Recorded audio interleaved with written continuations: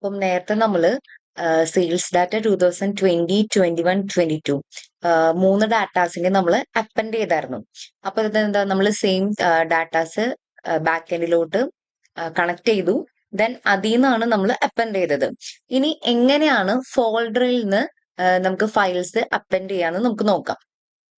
അപ്പൊ ഞാനിപ്പം ജസ്റ്റ് എന്താ ഓക്കെ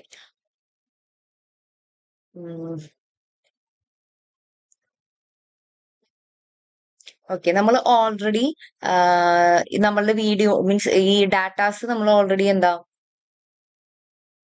ഒരു ഫോൾഡറിൽ സേവ് ചെയ്ത് വെച്ചിട്ടുണ്ട്. അപ്പൊ ഞാനിവിടെ എ ഡബ്ല്യു ഡാറ്റ എന്ന് പറഞ്ഞിട്ടാണ് ആ ഒരു ഫോൾഡറിലാണ് നമ്മൾ ഈ ഡാറ്റാസ് മൊത്തം സേവ് ചെയ്ത് വെച്ചത്. അപ്പൊ ഞാൻ ഇതിന്ന് 2020, 21, 22 എന്നുള്ളത് വേറൊരു ഫോൾഡറിലേക്ക് സേവ് ചെയ്യാണ്.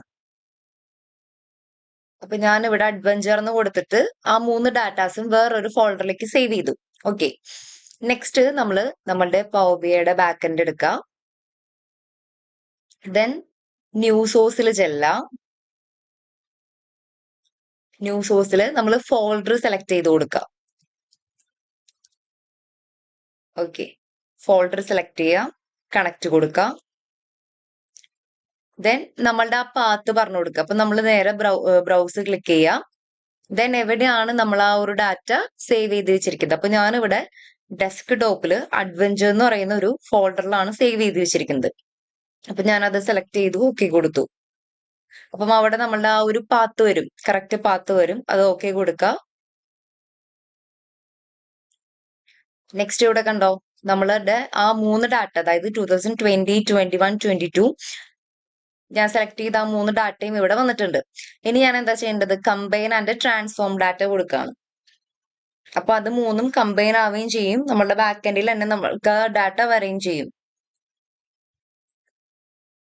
ദെൻ ഓക്കെ കൊടുത്തു. കണ്ടോ, നമുക്ക് ആ സെയിം അഡ്വഞ്ചർ എന്ന് പറയുന്ന ആ ഒരു പേരിൽ തന്നെ ആ മൂന്ന് ടേബിൾസും ഇൻക്ലൂഡിങ് ആയിട്ടുള്ള ഒരു ഡാറ്റ നമുക്ക് കിട്ടി. ഇനി വേണമെങ്കിൽ നമുക്ക് ഈ ആദ്യത്തെ റോ മീൻസ് ആദ്യത്തെ ആ ഒരു കോളം വേണമെങ്കിൽ ഡിലീറ്റ് ചെയ്ത് കളയാം. ഇനിയിപ്പോ ഇവിടെ 2020 മാത്രമേ കാണുന്നുള്ളൂ, 22 കൂടി കാണണമെന്നുണ്ടെങ്കിൽ നിങ്ങൾക്ക് സോർട്ട് ഡിസെൻഡിങ് ഓർഡറിൽ കൊടുക്കുകയാണെങ്കിൽ കണ്ടോ 22 ഉണ്ട്. അപ്പൊ മൂന്ന് ഇയേഴ്സിലെയും ഡാറ്റാസ് നമുക്ക് ഇവിടെ കിട്ടിയിട്ടുണ്ട്. അപ്പൊ നേരത്തെ നമ്മളിവിടെ ഓൾറെഡി ഉള്ള ഡാറ്റാസിനെയാണ് നമ്മൾ അപ്പൻഡ് ചെയ്തത്.